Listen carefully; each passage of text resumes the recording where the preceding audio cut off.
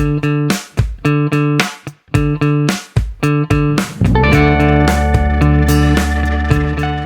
back to the Berg podcast. Thanks for joining us today. With me today is Ford. Hey, how's it going? And Dan. Hey, everybody.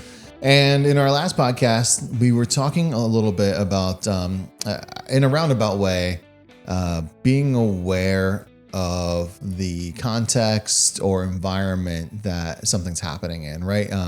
I referenced a podcast that I had been listening to, a pastor out in Southern California, Erwin McManus, and he was talking about having been at an event, interacting with people, but not necessarily like it was, I think he was talking about a party or something like that. And he was at the party, not necessarily participating in the same way some others, came out of the event and saw a man who probably was trying to convey a similar message in a much different way, behaving in what a lot of people would describe as, probably Abrasive, annoyance, almost maybe borderline harassing, etc. And that I thought that was interesting to hear, like how you sort of insert yourself into context or into an environment can make an enormous difference in what actually happens in the moments that follow that, right? Oh, I mean, we've seen it so many times, like, because in our industry, there is such challenges as far as the combativeness that we deal with. And so, where do you draw the line of standing up for yourself? How do you stand up for yourself, versus, understanding that context? Because, we've seen things where other companies too, but like they stand up for themselves and maybe in a certain way, and then maybe they didn't get to bid the next job. Like you can stand up for yourself, but that doesn't mean yelling and screaming and being obtuse. It means basically trying to work within what you can, have a conversation, talk through things with people.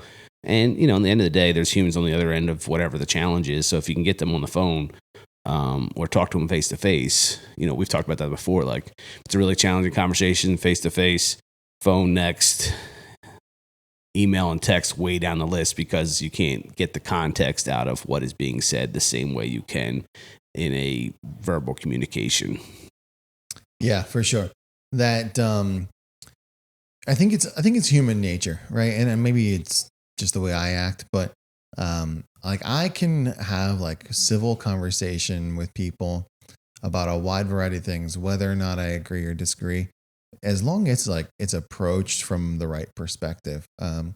If you approach a situation, a conversation, maybe an argument, and you're open-minded and you're communicating and you're trying to both listen to what the other person's position is and state your position or why you agree or disagree, I think a lot of times you can bridge some communication gaps by just being a human being.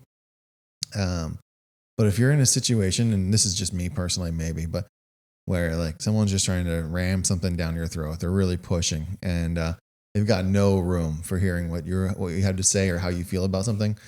Like my immediate defense mechanism is just like the wall goes up. Like conversation's over. Yeah, I'm not going to yell and scream. That's just not who I am typically. But I have no interest in comprehending what it is that's coming out of your mouth anymore. Like it doesn't matter to me. And I think that's like part of what we're talking about here, potentially, is understanding who you're participating in and what's really trying to be accomplished. And so when you talk about who you're participating with and what's going on, sort of, because what comes to mind is like you and I are different. We know we've talked about that. Yeah, like I am more combative than you are. But I don't inherently want to engage in a fight, right? And I don't want to outright bulldoze people because I won't get what I want. Like, let's just be honest. If I'm trying to accomplish something, I'm more likely to accomplish that if I can approach it in a more civil way that I can make it work for both of us. But I am willing to ramp it up. Like if you want to get in an argument, a wall's not going to go up. We'll get into an argument, and I'm still going to try and get what I want. I'm just going to I'll try and wait it out. I'll fight as long as you want to fight about it and try and get there. So I think that there's different personalities react in different ways. Mhm. But I think regardless, the conversation is the same. If you'd like to accomplish something, it has to be mutual. Very rarely are you just going to walk in and like slam your fist on a desk and be like, I want this. And they'd be like, oh yes, absolutely. You may not get something they were going to give you. Right.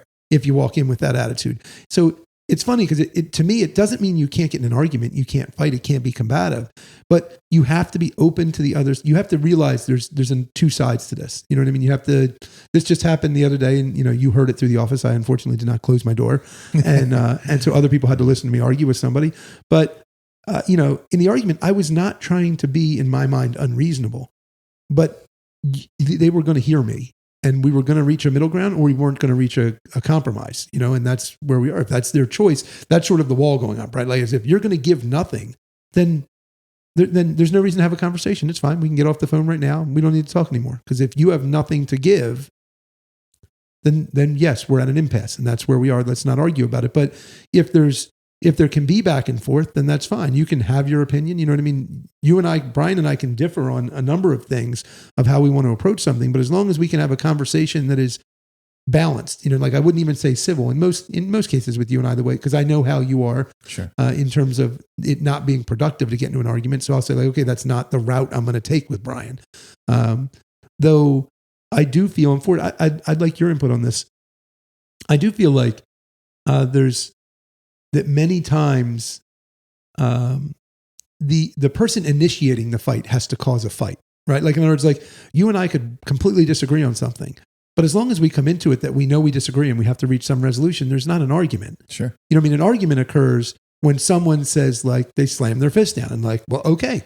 Well then, and then is it the person who's going to say like, okay, we're not even talking anymore, or the person willing to get in a fight with them? But regardless, the fight occurs because of that. Someone has to start a fight. Well, I was thinking about this, like part of what the context is like everybody you talk to on a job site, from clients to vendors to whatever, how you interact with them can have long-lasting positive or negative results. Mm-hmm. But in the business world, there's like 3 words that, they always say every fight with your spouse, there's always a couple words you could say that if you just want to go nuclear. And there's the same thing in business, and that is call the lawyers, right? I mean, you're having a conversation and someone says, call the lawyers. And it's basically, that at that point, there is no more productivity going to come out of this meeting, right? But the challenge is that statement is thrown around so much when 2 grown adults should be able to have a conversation and figure something out. And probably the truth is that it's always going to be a compromise. You're never going to be able to like, well, one side, whatever. Like that's how a good deal should be done. But it's just funny how many times you hear that. Like I was playing golf with a guy and like, I don't know what was happening, but like literally I heard him say, well, just call the lawyers. And I was just laughing because like I heard 3 minutes of a conversation. And that was like the automatic defense was call the lawyers. That was the default. Like that's the escape button. Yeah. Like I'm not going to deal with that. Yes. Just call some. Yeah. And you know no one's going to win. No, that's what I was just going to say. I was just going to say every good lawyer will tell you their best work is done when 0 people are happy. Yeah. Right. Like except for they got a big check from someone paying them. Yeah. Yeah. But I mean, I think our world. I mean, you drive down 95, and every billboard is a law firm trying to hustle you for everything that they possibly. So like people just have gotten to this. Again, it's kind of like passing it off because people can't have that conversation that might be tough because they just, I'm just going to hide behind this person or that person or whatever the scenario is. And so it's very challenging. But I think that like, I don't know how many times we thought we were at a bad spot in something with work and a telephone call happened. And we got past it because in our work, there's always something coming up. Yeah. And it depends on the quality of the people on the other side, if they're used to doing this type of work, if they're used to dealing with contractors or not. But like amazing what a telephone call, not a voicemail, not a text, not an email, but what a voice or a meet in person can do to deal with so many issues that are trivial when you actually sit down on it. Some of them are not, but some of them you're just like, why are we having this conversation? Yeah, like but you're just making assumptions because of what you probably got in an email and you're like, oh boy, here we go. Right. And people are, in the example of the other day, and I mean, this podcast will come out and whenever it's going to come out, I think we'll be beyond it at that point. But in this conversation, all I really wanted to do was get to the point where we could agree on the value of what we disagreed on. Because then we can say like, okay, I don't actually want to talk about why we disagree. I don't care. We disagree. Let's get to the value of it. And then what can you live with and I live with? And not try and go over, did you or did you not do this work? It's really irrelevant to me at this point. It's the person who it was relevant to was the foreman on the job, right? Or their foreman on the job. When you get to the point where you're having that sort of thing, and it's funny you say about call the lawyer, that was literally, I said it, but I didn't say I'm going to call my lawyer. I said, you are either going to be willing to negotiate or you're going to call your lawyer. I really don't care. Like, I think we should be able to solve this. Mm-hmm. But if we're going to solve it, you have to be willing to negotiate. If you are not, then that's where you are. And then just tell me, and we don't need to talk anymore. And it was, but it's the craziest thing, because if you create that scenario, I will likely never want to work with you again. You will never want to work with us again. So that's not good for either company. Then you start to call lawyers and it gets expensive and you'll spend more money. The number of times our attorneys have said, we really feel good about this, but it's going to cost you more money than it is that you'll get when we win. And it's like, okay, well, pass. That doesn't make any sense. How is that productive? Yeah, right? How is that productive? Just so I can say I won. Just so I can say I won. Right. But in so many times, it's the communication, the boots on the ground communication every day. And just recently, actually, I got a completely separate thing that went on. Is a client that we are developing a really good relationship. I think we like to work with. We've done okay. They've been happy with us, and we had a bad week. So a couple of things didn't work out. A foreman had some commitments come up from a medical side, needed to be out. And the job was in a rough spot where there was some soil conditions that we were having trouble dealing with. And it's getting to crunch time where the job wants to get closed out. Everybody gets antsy and it's going back and forth. And there's just these emails going back and forth. And our people were trying to call, but weren't getting people on the phone. And then one of the higher ups sent me an email. So I'd be so I'd have visibility. And so we go through this whole thing. And so I continually try and follow up, but I said, like, I'm not going to get involved unless you need me to get involved. And so I checked on it again today and he was like, yeah, it's like radio silent, but they've moved on. We're talking about the next 2 contracts we're going to get and they're just not talking about it. But it was so crazy because it's similar to the lawyer thing. Like all these emails were sent so that if there was an argument at some point, they could reference this email they sent, but they didn't actually want to talk about it. And I don't even know that they cared. You know what I mean? But in other words, it was so CYA. Odd. It was just CYA. But because it was there in case we need to hold it over your head. In case we need to hold it over your head and just but all it did was just stoke the fire. You know what I mean? Because if we had reacted, like if I had gotten involved, it would have had to escalate because I would have said, why are your people sending these emails but not answering the phone? Which then the other person, what are they going to do except go to their people and say like, hey, now I got to deal with this. Are you really not answering your phone? Like in other words, it would be this back and forth, but sort of where Ford said about what makes it go nuclear. Yeah. Our people took the opposite route and they were like, you know what? Let's just step back, take a deep breath. We're doing what we need to do. We acknowledge the issue with being a little bit shorthanded and getting, having these materials. Let's just deal with it, move on and see if they just drop it. And it wasn't to avoid the problem. It was because it was not actually, it wasn't an impasse. We just needed to move by, but, and sometimes the most valuable piece sometimes in the foreman and the field staff's communication is knowing how to engage with that specific client or that specific environment in a way that gets an outcome that is beneficial. Yeah, that's awesome. Because truthfully, and I think we've talked about it here on the podcast before, like each person's like the culmination of their experiences. So at some point in time, that foreman figured out from a different experience in a different environment that like, if I blow up here, it's just going to go bad. So if I figure out a way to either like accommodate, appease, get through the situation, it's probably best for everyone involved. Yeah. That's big. That's big. That's a big step because it takes their saying like, you know what? Because you would have to think based on the emails, I am certain that both our foreman and our project manager were 90% sure they were right. Right. You know what I mean? So you have to sit there when you know you're right and just let somebody send an email, and then you try and call them and they don't answer. You know, like that's a lot of just burying your pride. There was another thing that happened not long ago, and that's one of the foremen said that to me. It was like, I will bury my pride and do this if we need to do it. If we don't need to, I won't. But if we need to, I will. You know, and I don't think I'm wrong, but I acknowledge what you're saying. Well, and I think that's the challenge. Is you're not burying your pride. You're just realizing that the greater good, right? Like, I mean, it's not like you're dying on we always joke about like, that's not the hill I want to die on, Yep. right? Mm-hmm. Which, is a military term and much more detailed, but there's just that like, you know what, that's not the place I want to, that's not the fight I want to do. And like, it's also interesting when you're dealing with these people, I was always raised, you have one mouth, two ears, listen, Moy, because sometimes you can find things. That's a good Ford line. Yeah. Where one mouth, 2 ears. You realize that client, for some reason, has an issue like with if you're going in their driveway and like for some reason they're just really particular about the driveway. So at the end of the day, if you broom that driveway off every day, they don't care what's happening on the job. But heaven forbid they drive home and they come across dirt on their driveway, then everything else is going to be under the microscope because that one little thing. I think back to Merck days and like, well, the VP comes out this back door over here. Nothing else is talked about. But then we, like if we would have listened to that saying and shoveled that first, we might not have had another issue. But once he came out and stepped in snow, You know what I mean? Like it's amazing how those little things, if you find out what people's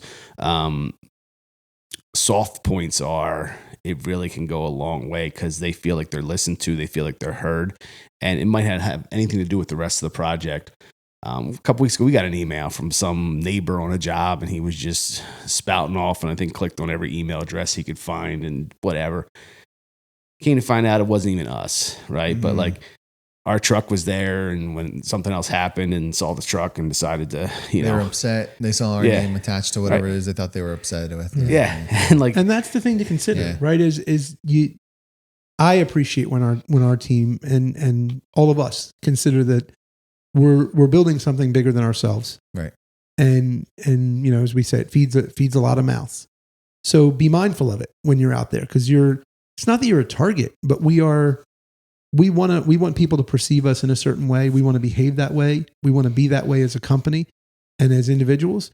So if you act contrary to that, or you behave, carry yourself different than that, and someone says something, it becomes hard, because it's like, okay, well, that's not really who we want to be, right? And we want to be this same thing every day, But Ford's point about knowing the VP. So a funny thing happened this week is we got a call at one of our sites for snow that we had too much equipment on site, and so I felt like I was baited, quite honestly, because they told me the claim was that I had moved all of my pushers to this site because I can't possibly need that many pushers there.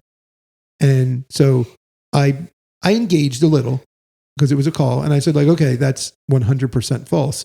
Actually, I've been arguing I don't need that many pushers there for 5 years, but you require me to put that many there because of what you say I need. I have them there because on paper you've said I have to put them there. Now the person saying I don't need that many, which was my point exactly. So I engaged a little. I called a couple of our people. We're pretty swamped right now. So I said, okay, I'll get out to the site and look at it just to see what's really there. Make sure I know. I get to the gate, and there is a tent that has to hold 5,000 people in the parking lot adjacent to where we store our stuff all year, including over the summer. And I'm like, okay, why was that not the call? Why was the call not, hey, we're having a global headquarters partners meeting. We set the tent up immediately adjacent to all of your stuff. It's in our way. We don't want the people to see it. Can you put it somewhere else? Yeah. Right. Can you put it somewhere else? That's a completely different conversation. Right. And I'm not going to be happy about it that I got 1 week to move a bunch of stuff that I didn't think I had to touch, but I understand that makes perfect sense. What doesn't make sense is arguing about how many pushers I like. Right. If I had half the pushers there, they still don't want them there. Right. That's not the point, but their foray into the conversation was baiting a fight. Luckily, I realized what was going on because I went, but if I hadn't, I would have continued down that road and argued about whether I should or shouldn't have a certain amount of equipment on site, which was not at all the discussion. The discussion was, we're having a partners meeting. We'd like you to move the stuff to somewhere that they're not going to look at it. Well, and that's part of this conversation that's interesting because there's another one very tied to that. But it's also, we have to understand that it's whispered down the lane. Mm-hmm. And the person that might be telling you something in the field, we don't know what was actually said from whoever was above them. Yep. Because there was a snow season, and we keep getting, it was one morning, and we're getting all these calls. You got to get to this building. You got to get to this building. And we're like, whatever. Like, we were just new to the site. We didn't even know what that building was yet. We were just doing the site. Later, we find out that there was a board meeting at 6 a.m. that morning at that building. The funny part is, if somebody could have told us that ahead of time, we would have had the entire crew in that area. Right. That area would have been spit shined. Yeah. But the communication as it got through from the powers that be to the middlemen to the field staff to our staff, that wasn't the conversation that we ever got to hear. Right. And so sometimes you have to kind of balance that too, because you're not sure if the guy in the field, not that he's not telling you accurate, but if he heard correctly or if somewhere along the chain something got varied. So you just always kind of like leaning back a minute because you're not sure, you're taking the person for their word, but you're trying to understand because it's contrary to what you either expected, what you see, those types of things, but you're not sure where that information came from. And it's like, it's amazing how just a different context of something would have been the same. We could have got a completely different result if we could have understood the context of it. It reminds me of, any of the movies, like 300's one that comes to mind, but when they're like, and there's like a war and they're like, hold, you know what I mean? Like if you just, and it's not the easiest thing for me to do. I did not grow up somewhere that they say have one mouth and two ears. I'm pretty sure you have at least two mouths that you talk out of in Jersey.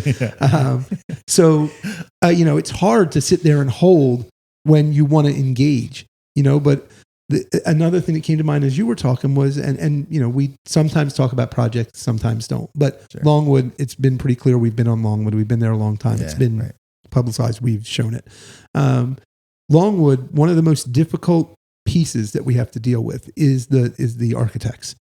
And the architects are walking the site the other day, and they took a picture and explained to Brad how ridiculous something we have been saying was ridiculous to everyone that would listen for 2 years was. Right? They were looking at the trees being planted on the slope and everybody digging everything up for the irrigation after they made a string line the final grade. And Brad almost didn't know what to say when he explained to me, he's like, I almost didn't know what to say because it was like, we have been saying this exact thing. It makes no sense for us to fine grade to a string line before you put the trees, the irrigation, and the electric in, because they're going to dig it up. Right. And the guy's taking pictures to show that the soil is completely disrupted, because it's in layers, right, at Longwood. And when Brad told me, I laughed out loud because I was like, this is so crazy. Like if the right person would have just listened, right, been open to listening. Or pass it along to the right person. Right. But the reality is at probably multiple points, they weren't. And it could have been, I can't tell you if it's because of the message delivered or the message received. I can't tell you if they didn't hear it because the message we were delivering is, we want to charge you more to make us do this. We want to charge you because we're going to have to clean it up. Or this is this is not productive. This is stupid and not productive. Yeah. That is probably some variation of what they heard. But what we were really saying is it is crazy to fine grade before anyone does anything. Like it'd be like paving before I fine grade. It doesn't make any sense. You're going to dig it all up. And if they could have heard the message that we wanted to deliver, we could have likely saved ourselves a lot of trouble and detail work, fine grading something that would get destroyed. And it might have even changed the order they did things, because if they knew that was going to happen, they may have tried to said, you know what would happen if we planted the trees first and did all the irrigation and the subgrade work like happens in a normal environment, because it's the only way we can guarantee the trees are going to be in the soil we want is if we plant it that way. Yeah. So, but they didn't hear the message. And I can't say it's because they didn't listen. It could have been we didn't send it right. Yeah. Growing up, my parents would say a lot, think before you speak, right? And I think that's a popular sentiment, especially for parents to tell young people, because young people have a propensity to just blurt out whatever dumb thoughts passing through their head. And or good thought. Could be good, could be bad, could be way off base. Yeah, whatever it might be. But I think that's important that you say that, because I think like part of that is like considering what the message is, right? Like if you can take that, if you can think about it for a moment and consider what is the message you're actually trying to convey and how will it be received? It may or may not change the vernacular, the body language, the tone of voice, whatever it might be that you're actually using. Yeah, and for sure. I mean, in this specific, the mode of communication might be different. Like you talked earlier, like let's get on the phone. Yep. Like you see something in an email, it lacks emotion. It's interpreted one way or another, and it's based on where you are when you receive the email. Yeah. If you were really in a really good mood or a really bad mood. Right. And in this specific example I'm talking about, that was the first thing that happened. I was like, okay, how did I convey this message? Like once it was to the point where I was involved, what did I, like, not what did I say, but you know what I mean? All those things, like what was the context? Was I already after them on it? Was I mad? Like what did I do that if I had done it differently, they may have heard my message and it might have had some impact, so that next time I can myself try and be different, but also say to the team, like, hey, if we end up in this scenario again, think about this, you know, what was almost what you're saying, if you could like pare it down, what was the message? Like root cause analysis Right. of the message. You know what I mean? Ask the 5 whys. Right? Like, I mean, at the end of the day, what we're really saying, like if I, you know, like as I worked this through and I did this, I almost ended up that if I had said, hey, your trees are not going to be in the proper soil metric because you're doing this in this order, how would you like us to do it? I didn't say it costs more money. I didn't say it's difficult for me. I didn't say it's stupid. I didn't say you didn't think about it. I just said, if you want the trees planted in that exact soil metric, how would you like me to do that? Knowing that they're going to dig in it. You know what I mean? Like, Sure. And as I said that the second time, I changed it again. Like it wasn't as good. I don't know what I said the first time, but in my own head, when I just said it to you, it was better. The second time I said it, already I had twisted it that I don't like what you're making me do. Right. And that's going to make them put their back up, you know? And so I couldn't even repeat it twice. So it's really hard to ask people in the field to do it, but it's a big piece. You want to see the best, the most successful jobs, you know, the most effective and positive with the clients. And ironically, a lot of times you find a job that there was a lot of changes on, that things were adjusted, that we adjusted things and may or may not have increased costs, but the owner heard the message and knew it was for their best interest and acted on it.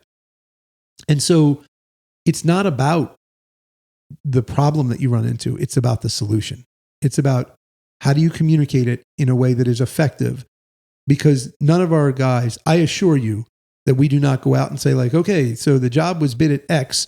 We need to make plus 5% on change orders. That meeting never happens at Berg Construction. It's not how we run. We actually talked about it the other day. We hate change orders. Yeah. It slows us down and messes up my schedule. Yeah. Like everybody you see like that's outside the world, like, or like, you know, just very on the, you love change orders. No, I hate change orders. We're supposed to be on that job for 6 weeks, get in, get out, and get on to it. Yeah. Now we're there for 12 weeks. That crew's supposed to have been 2 other places by now. You know, the client's not happy because they're paying more money. Their budget's messed up. Right. We're usually delayed because of it, because we found an issue somewhere along the way. Like nothing about a change order is beneficial because you can't recoup the cost you lose waiting for something to change, even if there is extra revenue that comes in from it. Like that's loud and clear from like, I don't know how many people we talk to that all hate them, but they just think that that's like, that's where, and then they, oh, we're going to really scrutinize it because we think you're trying to, like, no, we're just trying to get the job done. So here's the change order. Here's what we need to make the differences up. And we need to move on, not wait an extra 6 weeks to get something. Because then we're going back to a job we haven't been on for a while. Like it's amazing how that message is one that's out there that is just completely false. Well, and if I try and like practice what I'm preaching about, what Ford's saying, right, with this change order thing, like if you just modify that message a little bit, right, and you think about it, most of our contracts provide guidance on what the allowable markup and charges are on a change order. I have to show you the actual cost, and then I'm allowed to mark it up at a number that the owner came up with, not Berg Construction. So just as I see it, like, well, you really get them on the change orders, except how? Because you make me show you the cost, and then you pay me what you want to pay me, which may or may not be the same or more or less than I was charging you at the start. But I didn't just get to mark it up. You know what I mean? I didn't just get to say, we're going to get them on this one. You know what I mean? For the most part, you know, being transparent with the industry, for the most part, when you walk into a contract, you know which items you would be happy if they ran in excess and which items you are got a problem if they run in excess, right? You know where you're tight and you know where you have some fluff. You know that going in. You can't really control it, but you know. But a change order, that's just a cost that's going to get marked up. That's going to blow your schedule up, and they're going to be mad because they're going to say, like, I don't know why it is always the person who creates the change order's fault because you didn't own the site, you know. And it doesn't just have to be site work, you know what I mean? It can be any of the trades building those things. It's like, well, you got to charge this extra money. It was like, no. What happened was either someone didn't put something in these plans, or it wasn't accurate, or you decided you wanted something. Like if you decide you want something extra, that costs extra because you decided it, you know? But that's not how it's looked at. You know, it's looked at like we're going after change orders. So it is a tricky situation and somewhere that really effective communication can be really helpful. Yeah, for sure. Yeah. Communication. It can be tricky. It certainly can be complicated at times. And definitely something that you takes additional consideration for sure. And it's not something like you think about it. And this sort of goes back to one of the other podcasts, but very few people that decided they wanted to be in construction decided that because they enjoy communicating with people. No. Right? Like that wasn't public speaking was number one on their list. They weren't like in a public speaking class and said like, you know what I'd really love to do is I'd love to, you know, do work building foundations for buildings and put in utilities. That makes sense. Like that's not how they got there. Well, when's the last time you practiced, right? Like when's the last time you said, well, you know what, tomorrow I'm going to have a conversation. So what I'd like to do is rehearse that two or three times today and be ready to go and understand how it makes you feel before I actually say the words to your face. And, So, you know what I mean? You think about that and it's so funny. It's you're asking many people who selected their profession based on not wanting to do this thing to be good at doing this thing. Sure. You know, and then it doesn't work out because it turns out the other people also did not pick their position by wanting to be good communicators. Right. You know what I mean? They wanted to be, you know, a lot of times an owner wants to, they want action. They want things built. They want to turn things over. They want to sell a building. They don't want to talk to you about it. And they certainly don't want it to cost more. You know, so that's one of the toughest environments to work in our industry is dealing with that is how you deal with the relationship of the owner or the GC to the contractor or subcontractor and how to communicate effectively in a way that gets your point across, but is clean, you know, and that's maybe the most we can say is we've come at it from different angles, but try and think about why you're having the conversation and what you're actually trying to achieve and try and deliver that message cleanly to the person you're talking to without all the superfluous information that may or may not matter to you, but is not relevant to them. Yeah. That's deep. It's a lot to think about. I'm like trying to think through it right now, even as you're saying it. Yeah. Like we're just going to sit here in silence for a moment while we all ponder. I'm sure that's not good for a podcast. Just adding length. Next podcast will be 20 minutes of silence. 20 minutes of silence. Silence, reflection. We just won't post it, everybody. So you just, just do that on your own. Yeah, when we skip an episode number, that's what happened. Yeah. All right, that's a good place to wrap it up. Thanks for joining us today, folks. And hopefully you got something from this. And if not, maybe come back for another one.